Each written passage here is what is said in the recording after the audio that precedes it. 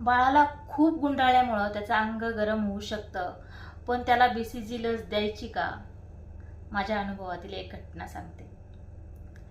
एकदा अंगणवाडीमध्ये लसीकरण होतं आणि एक बाळाची आजी ब्लँकेटमध्ये गुंडाळून लसीकरणासाठी घेऊन आली आणि म्हणते कशी, बाळाचं अंग खूप गरम आहे आणि लस द्यायला चालेल का?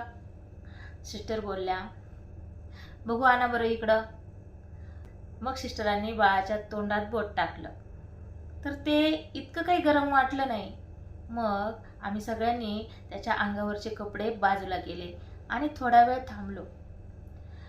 15 ते 20 मिनिटांमध्ये बाळाचं पूर्ण अंग नॉर्मल झालं.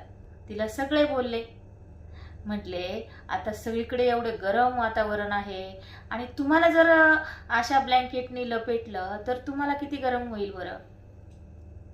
तसंच बाळाचं आहे ना, तो अक्षरशः ताप नव्हताच, जाड ब्लँकेटने गुंडाळल्यामुळे बाळाचं अंग गरम झालं होतं. बाळ अस्वस्थ झालं होतं. जर गरम वातावरण असेल तर बाळाला आवश्यक तेवढेच कपडे घाला आणि खरोखर जर बाळाला ताप असेल तर डॉक्टरांचा सल्ला नक्की घ्या. डॉक्टर बाळाला चेक करूनच लसीकरण देतात. तुम्हाला जर माझ्या या सत्य घटनांमधून काहीतरी नवीन भेटत असेल तर निसर्ग संस्कार यूट्यूब चॅनलला सबस्क्राईब करा. धन्यवाद.